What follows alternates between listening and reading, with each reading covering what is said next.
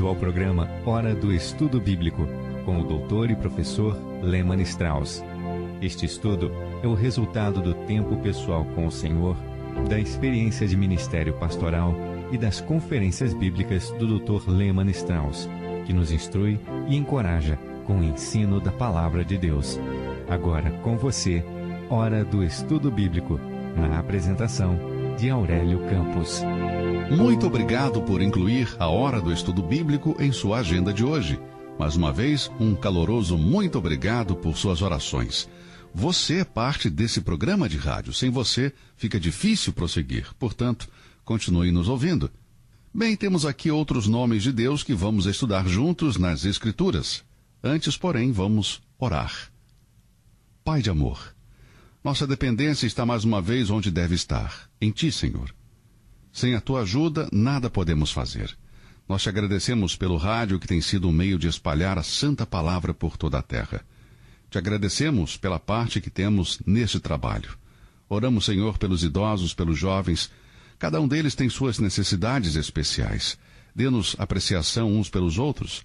Senhor, ajude aos jovens a apreciar os mais velhos e nós, os mais velhos, a apreciar os jovens. Te agradecemos pelo privilégio de compartilhar a Tua palavra hoje. Ajuda-nos, Senhor, a fazer o que é certo e que nossos ouvintes sejam abençoados com o estudo de hoje. Te pedimos em nome de Jesus. Amém. Hoje vamos considerar o nome de Deus, que é a palavra Senhor, grafada com S maiúsculo e as outras letras minúsculas.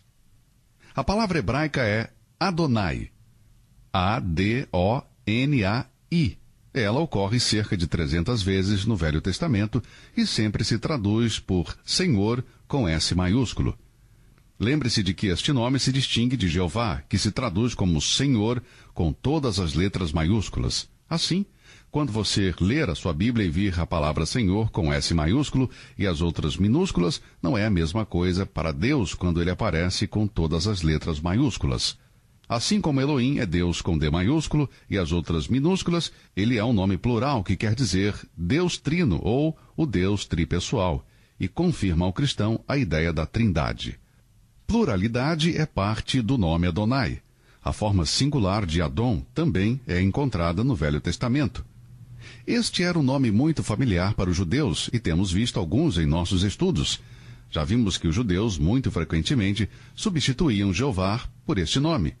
Esta palavra Senhor ou Adonai é usada tanto para a divindade quanto para a humanidade, portanto, aplicada a Deus e ao homem. No entanto, a marca distintiva entre os dois está na grafia. Observe bem isto. Quando encontramos a palavra Senhor com todas as letras minúsculas, ela é usada no sentido humano. Sempre que temos um mestre humano ou um empregador humano, frequentemente o termo Senhor é usado sempre em minúsculas, jamais com S maiúsculo. Mas todas as vezes quando é usado como Deus, ele é grafado com S maiúsculo. A raiz hebraica de onde esse nome deriva quer dizer julgar ou governar. Ela corresponde ao grego kurios, que quer dizer mestre, um senhor ou o senhor. Aquele que exerce governo, aquele que exerce autoridade. Portanto, tenha isso sempre em mente. A ideia por trás do nome é julgar ou governar. Quando lemos do Senhor Adonai, sempre pensamos naquele que exerce autoridade e quem há de nos governar. Frequentemente dizemos, será que Jesus Cristo é seu Senhor? Ele é na verdade, mas por experiência própria posso dizer que muitos cristãos não aceitam o governo de Cristo. Dessa forma, ao falarmos do senhorio de Cristo, simplesmente estamos falando daquele que nos governa, aquele que exerce autoridade em nossa vida. A primeira ocorrência deste nome, pelo que sei, está em Gênesis 15. Vamos abrir a Bíblia em Gênesis 15. Eu gostaria que você lesse comigo. Gênesis 15, versículos 1 e 2. Depois destas coisas, veio a palavra do Senhor a Abraão em visão, dizendo, não temas, Abraão, eu sou o teu escudo, o teu grandíssimo galardão. Então disse Abraão, Senhor Deus, que me has de dar, pois ando sem filhos, e o mordomo da minha casa é o Damasceno Eliezer. Agora deixa sua Bíblia aberta aí. Veja que aquele Senhor é usado apenas com S maiúsculo e 5 letras minúsculas. Senhor Deus, esta é a primeira vez que esta forma é usada. Vamos examinar seu uso em 2 relacionamentos terrenos. O primeiro relacionamento é aquele do servo e seu mestre. Abra agora no livro de Gênesis 24. Gênesis 24. Parece que Abraão está mandando o seu servo mais velho ir para que este consiga uma esposa para Isaque. Nestes versos, a palavra Adonai é traduzida por mestre. Às vezes, ela é traduzida por mestre e não por senhor. Se você ler cuidadosamente, verá que este relacionamento de escravo com o seu senhor e mestre era diferente daquele de um servo contratado pelo seu empregador. Se o servo contratado não gostasse de seu serviço, ele poderia desistir ou poderia entrar em greve, mas não o escravo. Você veria que o escravo havia sido comprado e era propriedade de seu mestre. Ele aceitava a vontade de seu mestre e a obedecia de forma completa. E é por isso que frequentemente achamos na Bíblia onde um empregado ou escravo que chama seu empregador de mestre. Agora há dois princípios que se aplicam a seu relacionamento entre escravo e seu senhor e mestre. O primeiro é o mestre que tem o direito absoluto de receber obediência de seu escravo. Não estou sancionando a escravidão, simplesmente estou usando uma ilustração. Graças a Deus que a escravidão já foi abolida aqui na América, mas estou simplesmente usando uma ilustração. Agora Moisés aprendeu que Deus o designou para a tarefa de libertar o povo da escravidão dos egípcios. Você vai se lembrar disso em nossa referência sobre isto em Êxodo capítulo 3. Moisés ofereceu desculpas e, no entanto, Deus revelou a si mesmo como Jeová, o grande Eu Sou. Ele continuou com mais desculpas e Deus respondeu com a certeza contra cada desculpa. Deus disse a Moisés, o meu Senhor, com S maiúsculo apenas. Então disse Moisés ao Senhor, meu Senhor, eu não sou homem eloquente, nem de ontem, nem de anteontem, nem ainda desde que tens falado a teu servo, porque sou pesado de boca e pesado de língua. Veja que ele usa Senhor e se chama a si mesmo de servo. Agora este é o bom relacionamento como deveria ser.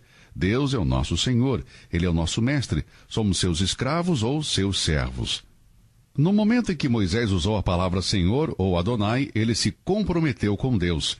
Ele admitiu que seu mestre era absolutamente digno de toda a obediência. Dessa forma, não havia mais nada a fazer a não ser obedecer. Não há direitos para os escravos, a não ser fazer sua tarefa designada por seu mestre. Quando Moisés morreu, Deus disse a Josué, Moisés, meu servo, é morto. Levanta-te, pois, agora, passa este Jordão, tu e todo este povo, para a terra que eu dou aos filhos de Israel. Todas as vezes que o mestre perdia seu escravo, ele procurava outro para tomar o seu lugar. Mas Josué tinha que conhecer a Adonai. Ele tinha que conhecer ao Senhor. Ele precisava conhecer o mestre e sua relação com ele, a saber, se ele era escravo de seu mestre. Agora Josué era um grande general que possuía uma rara estratégia militar que suas batalhas na guerra iriam provar. Mas este homem deveria se tornar escravo de Adonai e deveria assumir qualquer tarefa dada por seu mestre. Jericó estava diante de Israel. Esta fortaleza murada jamais fora ultrapassada. Quando Josué estava parado diante da cidade, observando a cidade, ele viu um homem parado com sua espada em riste. Sabendo que ele havia sido indicado para assumir o lugar de Moisés, Josué desafiou a presença do homem que sacava a espada. Ele disse, És tu dos nossos ou dos nossos inimigos? Depois o homem replicou, Não, mas vem agora como príncipe do exército do Senhor. Depois Josué se prostrou com seu rosto em terra e o adorou, e disse-lhe, Que diz meu senhor ao seu servo? Agora por que ele o adorou? Meus amigos, aquela pessoa maravilhosa que ficou diante de Josué naquele dia não era ninguém menos que o Senhor Jesus Cristo, na sua forma pré-encarnada. Não era necessário se discutir se era um corpo substancial ou outra forma. Não é este o ponto. Precisamos apenas saber que Josué prestou honra divina àquele homem, que pertence apenas a Deus, uma honra a Adonai, ao Senhor somente, pois somente ele é digno. Ele apareceu a Josué como capitão de nossa salvação, de acordo com Hebreus 2:10. Ele é nosso comandante, o Rei dos Reis, o comandante, Rei dos Reis e Senhor dos Senhores. Por que o nosso Senhor apareceu a Josué naquele momento em particular? Bem, Deus perdeu seu servo Moisés e queria deixar claro para Josué sobre o fato de que ele não meramente era um líder. Meus amigos, precisamos saber isso hoje. Pastores precisam saber isso. Os idosos precisam saber isso. Os diáconos precisam saber isso. Os bispos precisam saber disso. Os líderes denominacionais precisam saber disso. Deus não está apenas buscando por líderes, mas servos. Quando Deus, no verso 14 de Josué, capítulo 5, disse: "O que disse meu senhor a seu servo?" Ele estava reconhecendo pela primeira vez que seu mestre tinha o direito absoluto de obter a obediência de seu escravo. Os eruditos concordam que os tradutores da Bíblia Almeida erraram em deixar de usar Senhor com letra maiúscula aqui em Josué capítulo 5, mas de fato ela se encaixa muito bem aqui. Agora, tudo isso era sem dúvida uma experiência de humilhação para Josué, mas ele precisava ser humilde. Ele precisava aprender que ele não podia lutar batalhas espirituais com armas humanas. Nem tampouco poderiam os líderes serem bem-sucedidos sem se curvarem ao senhorio de Cristo e se colocarem como escravos, pois de fato, meus amigos, todas as coisas foram colocadas sob seus pés e fomos comprados pelo seu sangue. Fomos comprados com posse exclusiva de Cristo. Josué obedeceu ao seu senhor uma vez quando disse: "Descalça os sapatos de teus pés, porque o lugar em que estás é santo", e fez Josué assim. Josué fez isso. Isso era semelhante ao que foi dito a Moisés 40 anos antes. O registro está nas Escrituras em Êxodo, capítulo 3, versículo 5.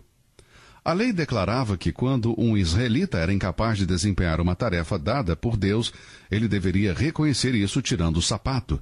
Agora o Senhor apresentava ao seu servo Josué ordens que vinham do quartel-general. Ele deveria obedecer ordens de seu mestre. Ele estava obedecendo ordens do próprio Deus. Em Josué capítulo 6, o Senhor conta seus planos a Josué sobre a campanha de Jericó. Como Josué iria explicar esse tipo de estratégia militar para os seus homens?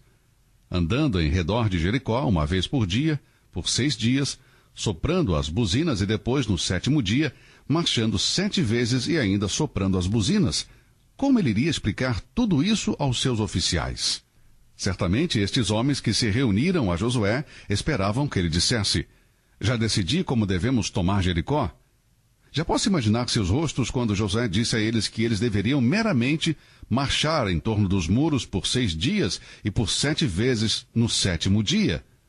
Ah, mas o Senhor tinha dado as ordens a seu servo e escravo que nada poderia fazer senão obedecer à voz de Deus. O primeiro princípio sobre o relacionamento mestre e servo era o relacionamento de absoluta obediência do servo. Quando Josué obedeceu a Adonai em Jericó, ele garantiu o sucesso.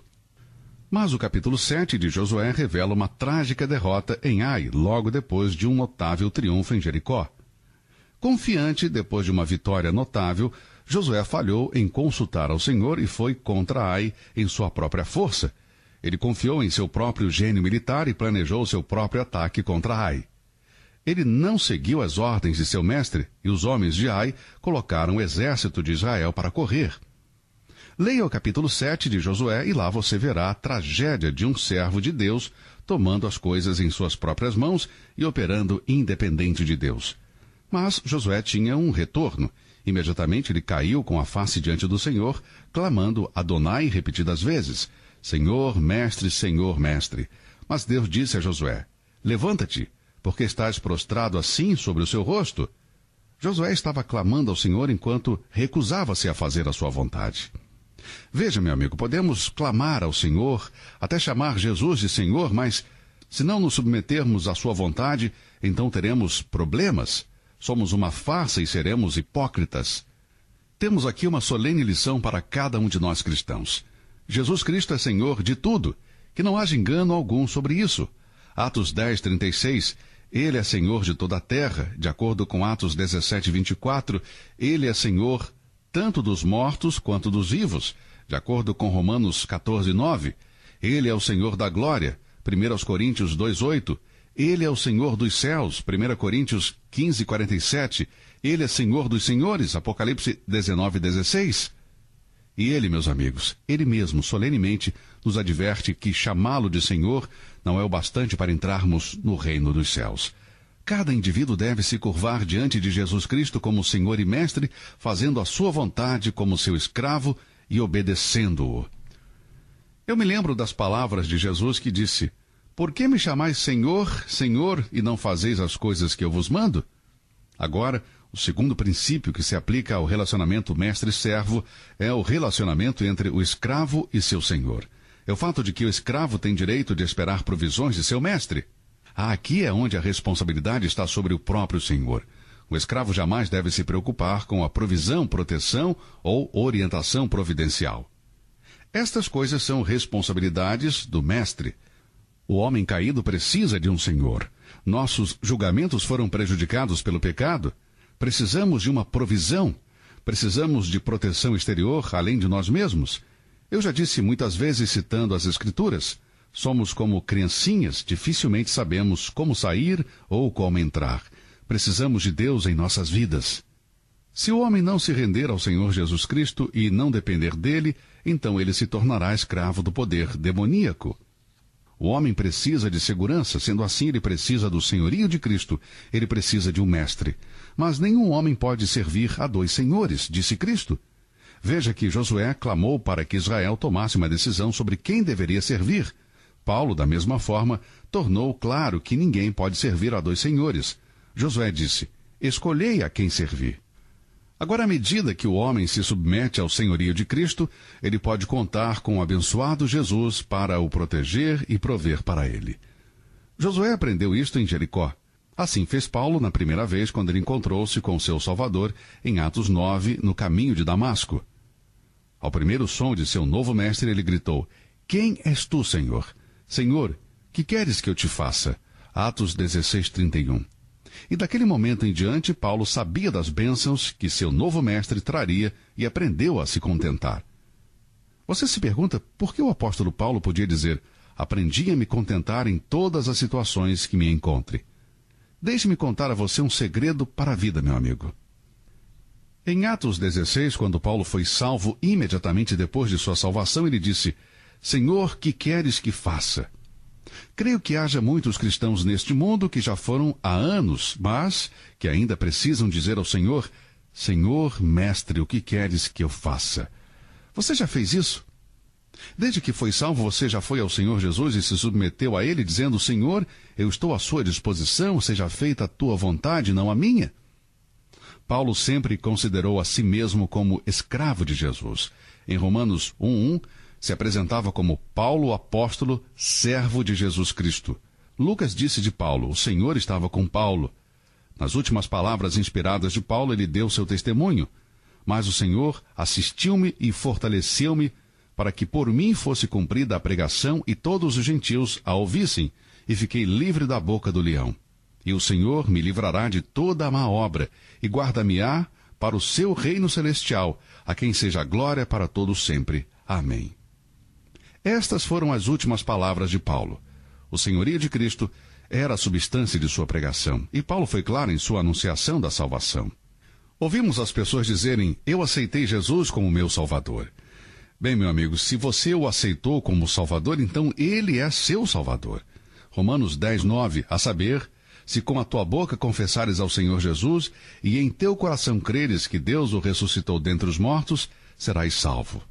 Meu irmão, minha irmã em Cristo, quando você e eu aceitarmos a Cristo como Salvador, nós também o recebemos como Senhor. O senhorio de Cristo é essencial na vida do crente que deseja ser abençoado com prosperidade, proteção e orientação providencial. Todo mundo que já se rendeu a Cristo é capaz de testificar, eu amo meu mestre. Veja, amigos, esta é uma relação maravilhosa, abençoada e santa. Eu não quereria voltar para os dias antes de me converter. Eu seria, caso não tivesse me convertido, um pecador alcoólatra. Eu seria escravo do pecado. Eu não quero voltar à minha velha vida. Eu estou feliz em ser servo de Jesus, que me protege, que dá orientação quando eu preciso. Eu tenho que depender dele, eu não posso depender de mim mesmo. Eu não quero ser meu próprio chefe, eu não quero ser o mestre de minha alma, o capitão do meu próprio destino. Não, eu preciso de um capitão para me guiar. Cristo é o meu mestre, o meu capitão. Aqui então está o primeiro relacionamento de um escravo com o seu mestre. Podemos aprender duas coisas. Número 1, o mestre tem o direito de exigir obediência absoluta de seu escravo. E o escravo tem o direito de esperar provisão e proteção, orientação de seu mestre. Mas, queridos amigos, não espere receber do Senhor, que é o mestre, tudo o que o mestre deve a seu escravo, se o escravo não for obediente ao seu mestre.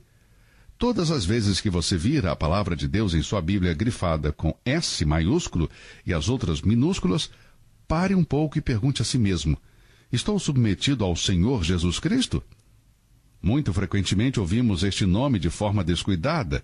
Bem, ele não é meramente Jesus, meu amigo. Ele é o Senhor Jesus Cristo. Dê a ele o título completo, o seu nome todo. Temos aqui uma interessante observação, e na Bíblia, o segundo relacionamento de Adonai, do Senhor, é como de uma esposa com seu marido. O direito de senhoria do Senhor é o mesmo de um marido se uma mulher se transforma em esposa por sua própria escolha, como no caso de Rebeca e de Isaque, ou se ela fosse dada ou vendida por seu pai, ou no caso de Raquel e Jacó. O Velho Testamento é abundante no segundo relacionamento de uma pessoa com seu marido. Aqui temos uma interessante observação do Velho Testamento. No livro de Gênesis, Sara chama Abraão de Senhor, Gênesis 18, verso 2. Batseba chamou Davi de Senhor em 1 Reis 1, 16 até 18. Veja, este era um termo de respeito que uma mulher hebreia chamava seu marido. Agora o termo não implicava que ela era uma escrava para com seu marido. Não, mas porque este era o padrão de comportamento das mulheres aos hebreus. Era apenas um termo de relacionamento. Mas isso significa que o lugar do marido é o de cabeça da família. Deus disse a Eva, e a mulher disse: multiplicarei grandemente a tua dor e a tua conceição. Com dor darás à luz filhos, e o teu desejo será para o teu marido, e ele te dominará. Gênesis 3:16. E porque Eva agiu independente de Adão na tentação, ela deve depender dele. Pelo fato dela ter usurpado a sua autoridade e tomado a decisão em suas próprias mãos, levando Adão à tentação, ela deve estar sob sua orientação. Esta é a palavra de Deus. O relacionamento homem-mulher foi estabelecido. Ele deve estabelecer as regras que ela deve seguir. Deus não alterou nem tampouco aboliu seu relacionamento. É algo natural. Mas para os maridos, deixe-me dizer algo. Isso não quer dizer que tenhamos o direito de fazermos o que é errado. Como marido, posso dizer uma coisa para você. Como marido, se você estiver me ouvindo neste momento, você não tem o direito de exigir de sua esposa o que você mesmo não dá ao Senhor Jesus. Se você não está submisso ao Senhor Jesus, então não espere que sua esposa se sujeite a você. Eu digo a você, quando um homem está em sujeição ao Senhor Jesus, somos do tipo de marido que invocará respeito de nossa esposa. Elas terão pouca dificuldade em responder nossa liderança. Vós, maridos, amai as vossas mulheres e não vos irriteis contra elas. Bem, já vimos alguns dos mais interessantes temas hoje em nosso relacionamento com Cristo. Temos de fato a experiência de ter a Cristo como nosso Salvador? Será que nos curvamos em submissão à sua vontade? Por que não? Sua vontade é muito melhor que a nossa. Tudo o que ele nos pede para fazer é para o nosso bem.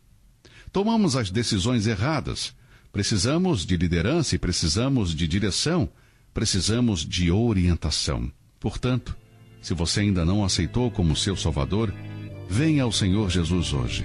Venha diante dele e diga: Senhor Jesus, eu te aceitei como meu Salvador, mas não estou em sujeição a ti como meu Senhor. Eu entrego o meu corpo, minha mente e me coloco como teu servo, como teu escravo. Ajude-me a ser um tipo de cristão como deveria ser. Deus vai respeitar esta dedicação, querido amigo. Eu creio que você fará isto. Bem, se Deus quiser, eu voltarei no próximo programa, na mesma estação. Continue a olhar para cima e que Deus o abençoe. Você ouviu Hora do Estudo Bíblico com o professor e doutor Lehmann Strauss, na apresentação de Aurélio Campos. Se você deseja ouvir novamente esta mensagem, visite a nossa página na internet www.bbnradio.org. Fica o convite para você nos acompanhar amanhã, neste mesmo horário, aqui na BBN. Hora do Estudo Bíblico é uma produção da BBN.